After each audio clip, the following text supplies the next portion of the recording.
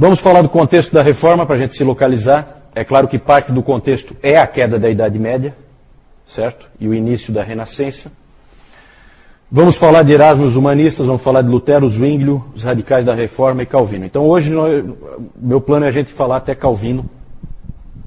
Nós vamos falar então dos principais reformadores.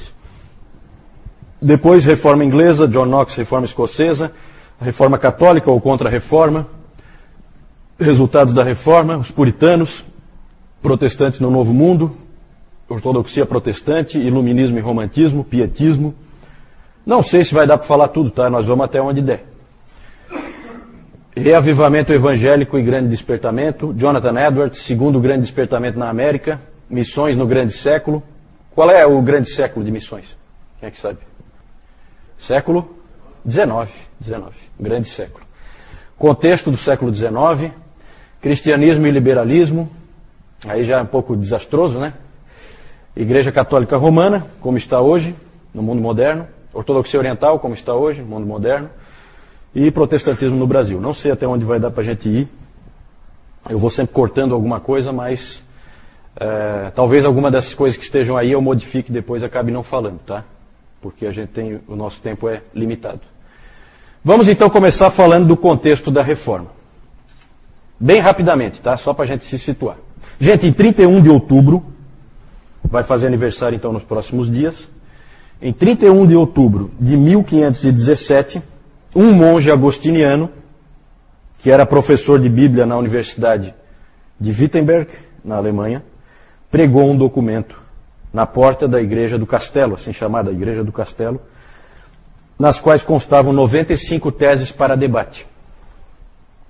Eram afirmações sobre a Igreja, sobre o papado e sobre as indulgências. Que monge era esse? Lutero, Martinho Lutero, exatamente. Esse fato marca o início do que se convencionou chamar de Reforma Protestante. 1517, ano passado, houve as comemorações dos 490 anos da Reforma.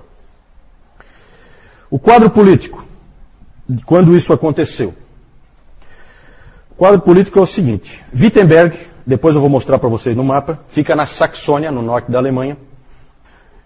Na época não era ainda a Alemanha, a Saxônia era um dos reinos que existiam ali e que compunham o Santo Império Romano. Um dos reinos que fazia parte do Santo Império Romano era a Saxônia. Era governada por um eleitor. É estranho esse nome, né? Eleitor.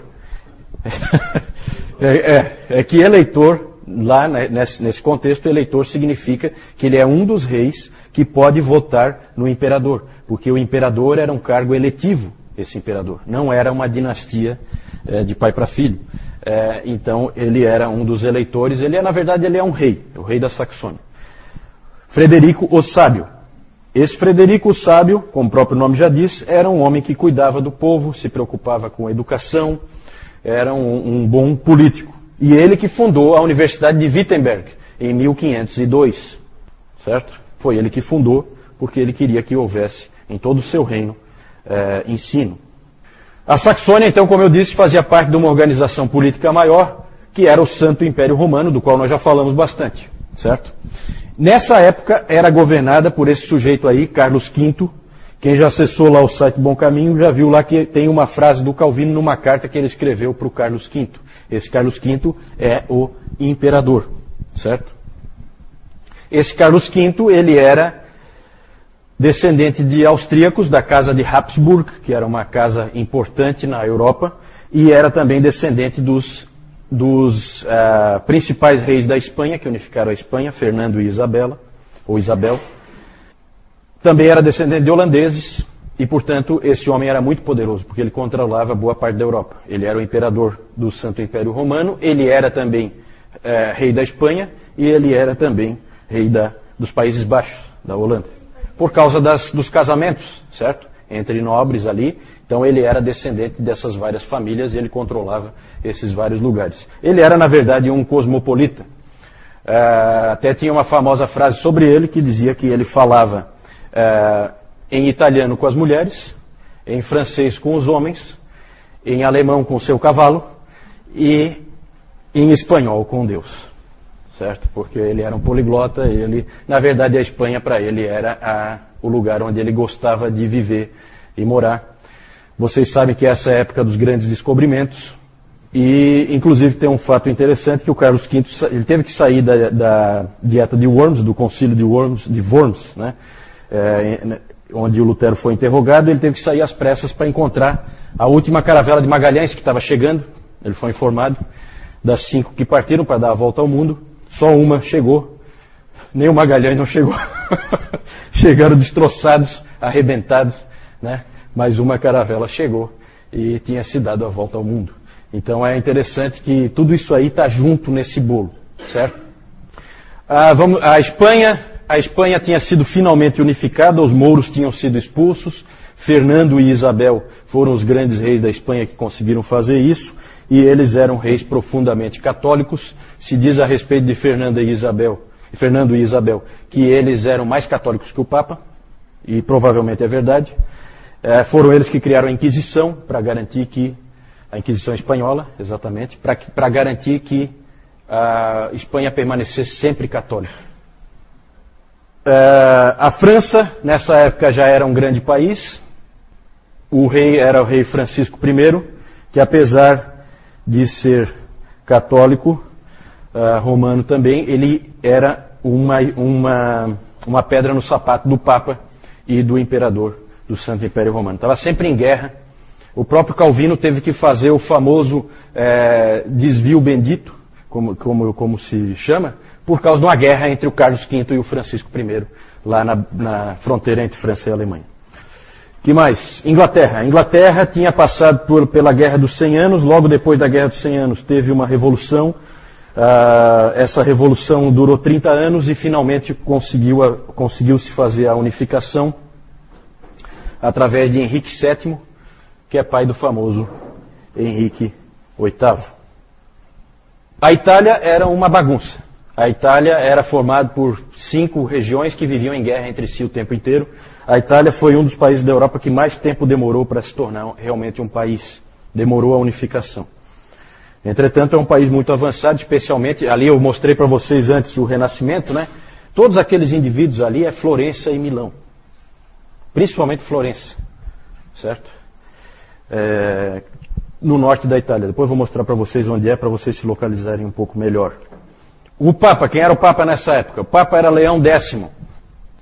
Esse Papa é um dos seis da Renascença, assim chamados.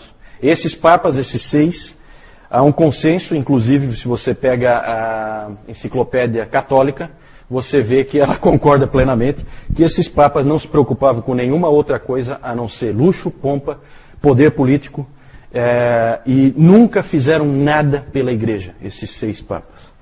Certo? E o Leão X é um deles. Não é à toa que o Lutero foi reclamar das indulgências e mal sabia ele que quem estava por trás das indulgências e que quem queria o dinheiro das indulgências era o próprio Leão X. Né? Ele achou que não, que era aquele pessoalzinho que estava por ali, como o Tetzel, por exemplo, que estava ali perto dele, em Wittenberg, e na verdade não era nada disso, na verdade era o Papa que estava por trás de tudo. Que mais? Outra coisa importante nessa época é o nacionalismo, o surgimento do nacionalismo.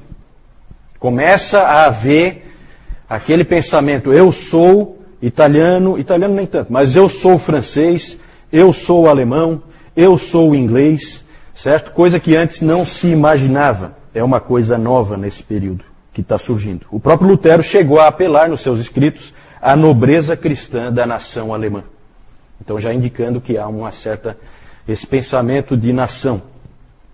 O contexto social da Europa, quando ocorreu a reforma, é o seguinte: crescimento das cidades, as cidades começam a concentrar cada vez mais gente, o surgimento dos bancos e o surgimento, portanto, do capitalismo, certo? Também impulsionando a economia, uma explosão na criação de universidades, a própria Universidade de Wittenberg. Wittenberg era uma cidade de 2.500 habitantes.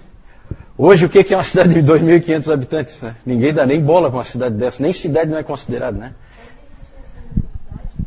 Não sei se ainda existe. Não sei.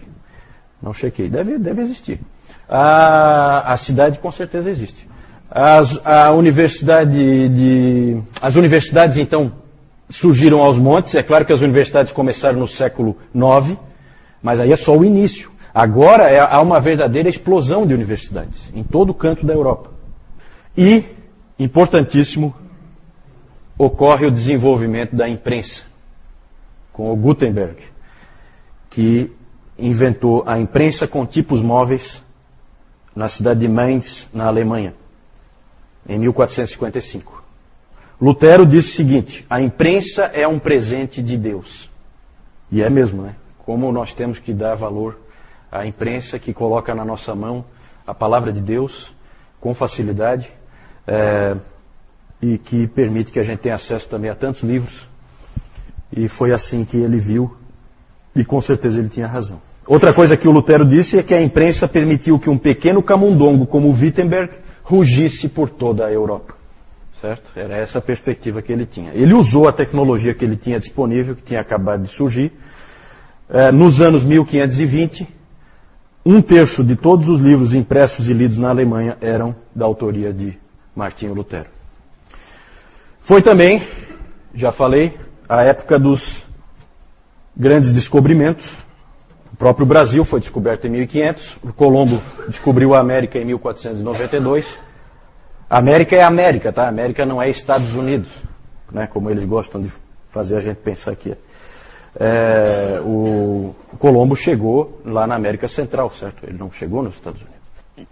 Então é a época dos grandes descobrimentos. Claramente Deus aqui está fazendo algumas coisas. Eu não tenho como interpretar, mas a gente vê claramente que o cristianismo está confinado na Europa. Morreu nos outros lugares, praticamente. Isso nós já vimos. E mais para frente, na virada do século XIX para o século XX, ele vai morrer na Europa. Não é verdade?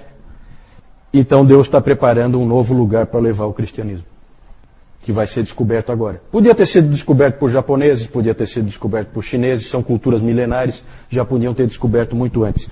Foi descoberto por cristãos, certo? As grandes navegações, principalmente Portugal e Espanha, e depois Holanda e França, todas trabalharam para colonizar o novo mundo, assim chamado. As pessoas da Europa não sabiam muito sobre o que estava acontecendo, os grandes descobrimentos, isso aí não vinha a informação. Eles não têm jornal, não têm internet, não têm rádio, não têm TV, não dá para saber. Eles não sabiam do que estava acontecendo. Só os nobres, os reis é que sabiam. Mas eles sabiam de uma coisa que estava acontecendo e que colocava todo o cristianismo em estado de alerta. Constantinopla, em 1453, caiu diante da fúria dos turcos otomanos. E esses turcos otomanos começaram a ir para os Balcãs e começaram a atingir já a Hungria e estavam vindo perigosamente. Lutero se preocupava muito com o avanço deles. Aparentemente, se nada fosse feito, o cristianismo poderia ser fortemente ameaçado e, se não, até desaparecer por causa da pressão desses turcos otomanos que estavam chegando por ali. Que mais? Já falei dos turcos otomanos. A igreja nessa época tinha se tornado uma máquina de fazer dinheiro. Parece que isso de vez em quando volta, né Moisés? Parece que é cíclico. Não há nada de novo debaixo do sol. Um cardeal em Roma disse o seguinte, nessa época: Deus não deseja a morte dos pecadores, mas que eles paguem e vivam. Que pastor, hein? Que pastor, é isso que a igreja precisa, um homem assim. O dinheiro que era arrecadado era usado para manter as tropas do Papa, geralmente soldados mercenários suíços, até hoje se diz guarda suíça, né? É a guarda do Papa lá no Vaticano, né? Porque a Suíça sempre produziu mercenários contratados, soldados contratados para trabalharem a serviço do Papa, já que o Papa não tinha um território assim para agregar soldados. E também para a construção da grande Catedral de São Pedro, que era e outros projetos daqueles papas do Renascimento. Nessa época também na igreja eram muito importantes as relíquias. Vocês leram lá o texto que eu entreguei para vocês, de como era o pensamento naquela época, e as relíquias tinham uma importância grande. O próprio Calvino uma vez fez uma sátira, né? Ele brincou com essa história das relíquias, dizendo que havia pelo menos uns 15 crânios de João Batista espalhados pela Europa e pedaços da cruz suficientes para fazer uma cruz tão alta que ninguém veria o topo. Né? Então o Calvino dava risada dessas relíquias, mas era comum ter nessa época. Uma outra coisa que era moda nessa época também eram as indulgências. As indulgências foram cruciais para que Lutero pregasse as 95 teses, porque foi isso que incomodou ele mais do que qualquer outra coisa, porque havia do outro lado do rio, lá em Wittenberg, havia um sujeito chamado Johann Tetzel, que era um monge dominicano, e esse sujeito era um vendedor de indulgências. E era feita uma feira, com parque de diversões e tudo, gente. Sabe? Mais ou menos, hoje em dia a gente vê, tem evangelista aí fazendo esse tipo de coisa para o evangelismo de massa, hoje em dia, né? Feiras e com parques de diversões e tal. Para a venda de indulgências também já teve isso. Isso não é novidade. E aí tinha até jingles, né? O Tetzel tinha um famoso, que é mais ou menos assim, né? A tradução, que quando a moeda no cofre tilintar, a alma do purgatório vai saltar. Então você tinha preocupação com um ente querido seu, né? Que não levou muito a sério a vida cristã e tal, não sei o quê. Então você ia lá com o Tetzel, pagava para ele e aí você livrava o parente do purgatório, certo? Depois eu vou mostrar para vocês, era um documento que você recebia, realmente um certificado, garantindo, o Papa garantia, e vocês leram lá no texto como é que funcionava mais ou menos a coisa, e o Tetzel então era um desses grandes vendedores de indulgências, um dos bons. O sistema do catolicismo, como vocês viram naquele texto do sistema sacramental, vocês viram que era um sistema que não oferecia nenhuma esperança para as pessoas. Há um catecismo católico romano da época que dizia assim, o catecismo da igreja, dizia assim: há 3 coisas que eu sei que são verdadeiras e que deixam o meu coração pesado. A primeira perturba-me o espírito porque sei que vou morrer. A segunda incomoda meu coração ainda mais, porque não sei quando. E a terceira me incomoda acima de tudo. Eu não sei para onde eu vou.